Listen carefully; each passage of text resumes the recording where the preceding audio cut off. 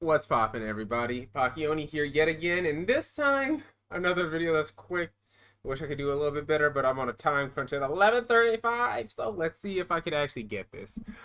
This is interesting because top 25 lists have been around for like God knows how long. Top 50, hell, I might do one myself. But when a company puts their hands into this, that's where I'm just like, oof. Because I feel like they'll pick the ones that are the most trending or the ones that have been around for the longest time and have like a huge backing behind them. So my thing is, I'm seeing Neon Genesis Evangelion there. That's automatically like top 10, easily top 5. But like, I just want to see how good of a list this is and weigh it against some other stuff later on. So I'd like to start this off because watching the video is meh. Alright. Top 25. Okay. Alright, we got some good people here. Let's see. 25th place. Haikyuu. I think that the characters are great. I think that there's a great soundtrack behind it as well. Character motivations. And it's a really good sports anime. Do I think it's 25 out of like all of the anime I've seen thus far? Not really. And it might also just be the fact that, hey, I'm not a biggest fan of how they portray the characters, especially in doujinshi. Way too much BL. And I've seen a lot of anime fans put that together. I'm like, ugh. Not really. 24th, Trigun. Definitely top 25 from what I remember. I've only seen a little bit of it, but I definitely did like Vash's character as well.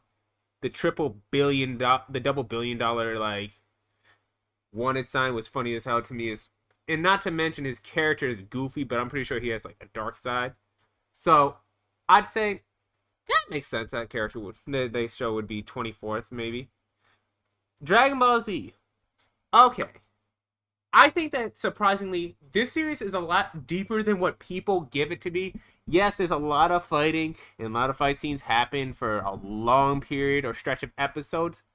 But the dialogue behind the characters in certain scenes, and then the back and forth beatdowns and trash talk. I love the trash talk. One of my favorites early on, especially in Dragon Ball Z Kai, was the trash talk between Vegeta and all of his opponents. I remember him and Zarbon. Half the fight was just them trash talking each other, and I loved it. I also just like, surprisingly, Goku and Vegeta actually had a lot more depth. Especially like what surprised me more was Goku, because I still think Vegeta is one of the best written characters in the longest time of anime. But there's that. It deserves its place. 22 My Hero. I'm gonna drop a video on that. I think the first four seasons were phenomenal. It had the makings of something beyond amazing. But as soon as season 5 hit, with season 6, the power ceiling just thrown out the window, focusing on just Deku, and then just the whole overhaul thing. I was like, not overhaul, freaking, what's his name? One for All. I've been keeping up with the manga. I really think like they're starting to get back with it, but that's another video. I do not think that this deserves to be up this high, honestly, with the progress of the series. Made in the Abyss. Good choice. Good choice. This series is one of the darkest things. What I don't like about it is, I should actually prop a video on this. Just the whole idea of like cutesy things matched up with like extremely dark and vile like scenery and situations. And that's how they make the people that watch it like fall in love with the series. It's mostly a shock value thing as well. But honestly, the setting for this is beautiful. Alien-like creatures down a vast hole that God knows what's happening down there. Lovely series. JoJo's Bizarre Adventure. The entire series. JoJo fans will die by this series. They love the series this much. I love part 1 and part 2 way more than part 3. People will probably kill me for saying that.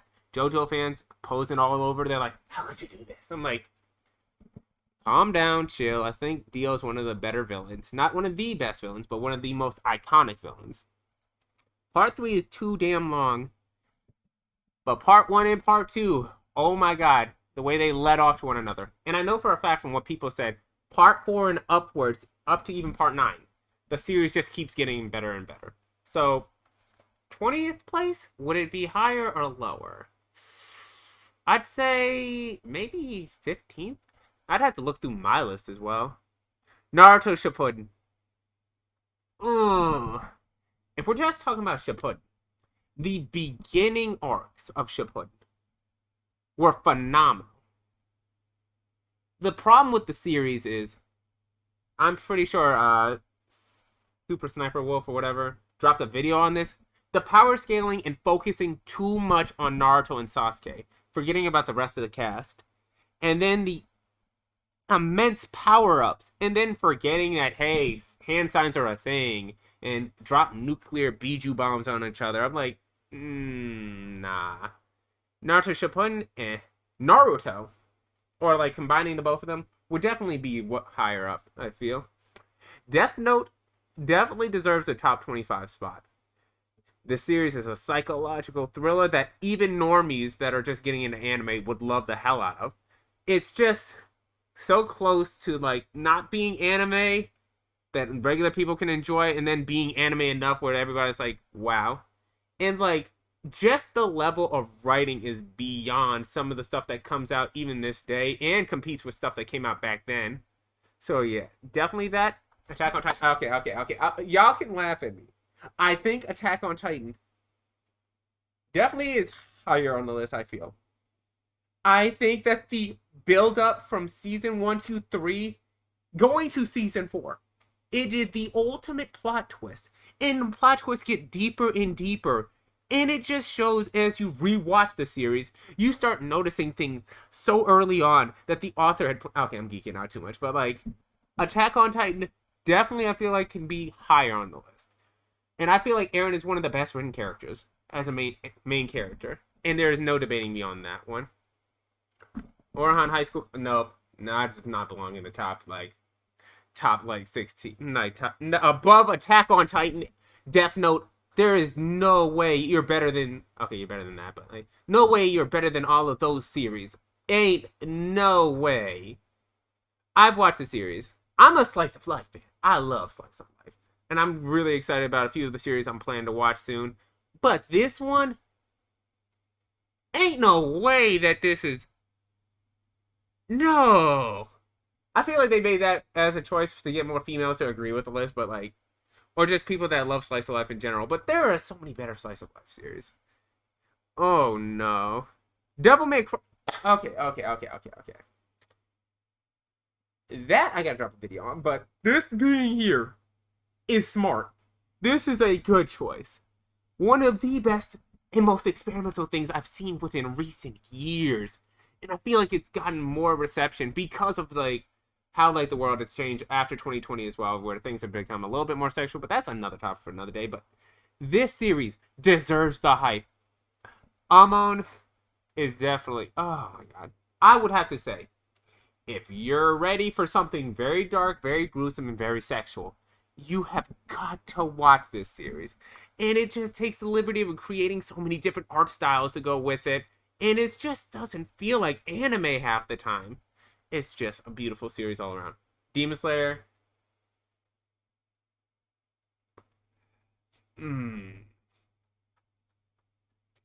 Definitely not better than Attack on Titan. Definitely not better than Death Note. Definitely not better than Made in Abyss. I'd say it'd be 20th place. Yes, the series creates amazing characters. But it's like... what it does is, it has a basic plot that a lot of anime has done over the years. It just knows how to do it extremely well with characters that are, they're not the deepest of characters, but their motivations and the way they go about grabbing onto them and surpassing, like, their limits is what I enjoy. Though Tanjiro is starting to act like a Super Saiyan half the fucking times, but Honorable mentions, Ranma 1/2, Goofiest. Ain't no way! Ain't no fucking way! Ain't no way! You're telling me Steins Gate is... Okay, this list is bad. This list is bad. There's no way Steins Gate is not on the top. Oh my god, you are... That is the worst. Oh my god. Revolutionary Girl... Not even... Yo, Jujutsu Kaisen? Okay, that can be an honorable mention, but Steins Gate and this... There's no... Okay, yeah. They probably don't even watch anime. How the hell... Steins Gate is one of the best written anime. Steins Gate Zero in the movie. You're telling me that the best written like time travel series is not in the top 10. This is bad. Code Geass isn't even top 10? Oh, shit, that's crazy. Lelouch is one of the best written main characters. Being able to take over an entire army and fight for Japan's freedom. With only one magic ability. I was like, you've got to be kidding me. He outsmarts every opponent. And then the dialogue between him and Suzaku. Oh, what? Samurai Champloo. Definitely another great one. Bakuno. Okay. We're gonna just act like they didn't just put Steins Gate out of the list, but Bakuno, multiple stories, all converging into one. Done so properly. You have got to watch this. FOCL. That's a goofy series, and it's so weird because of the inside jokes that only even the staff gets. And then the whole idea of puberty, and then other mixed messages as well. I think this is one of the best, if not the best, coming of age stories for like a lot of people, especially going through puberty and shit. Definitely a good one. Yu Yu Hakusho. I read the manga, and I started watching the anime. The English voice acting, I don't care what you say, amazing. One of the best openings of all time. English version. I listen to that all the fucking time. A great cast of characters. The asshole character done right. He's an asshole. Actually, all of them are assholes except the girls. But they want the smoke and they have a heart of gold. So I'm just like, love the series. Okay, Neon Genesis Evangelion. Okay, what could be better than these series right here? I'm trying to figure out what would be placed above Neon Genesis Evangelion. This is a series that is still talked about to this day. With multiplicative reasonings, we've got the whole idea of otaku culture, escapism, Hedgehog's dilemma, and then just running away from your past. It's like Freudian like research. There's so many things that go into this. Religion, belief. The title itself is literally a translation. The birth of a new religion or belief. It's pretty much Shinji's like whole journey and everybody else's journey on learning to like believe in themselves and love themselves. And it's one of the best mecha series. No, the best mecha series in my opinion. Okay, what do they? Hunter x Hunter. I still need to watch that. I've only seen a little bit of it.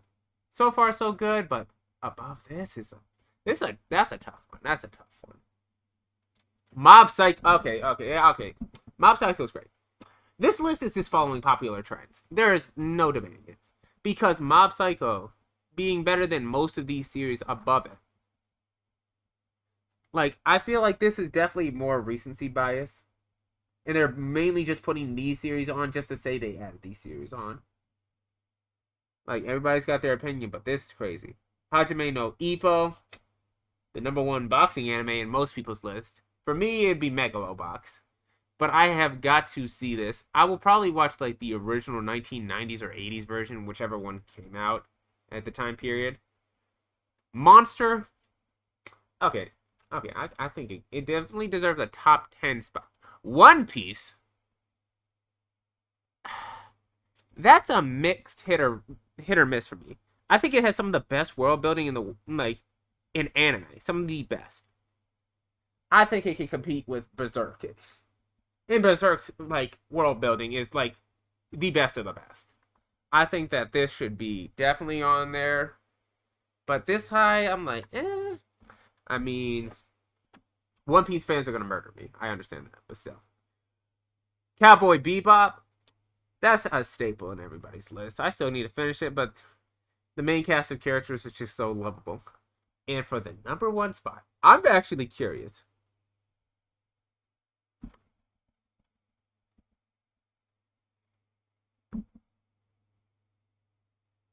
That's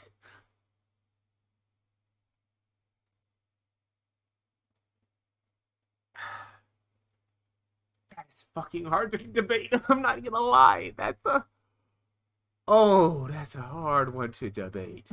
That's a good choice. I can't even disagree with that.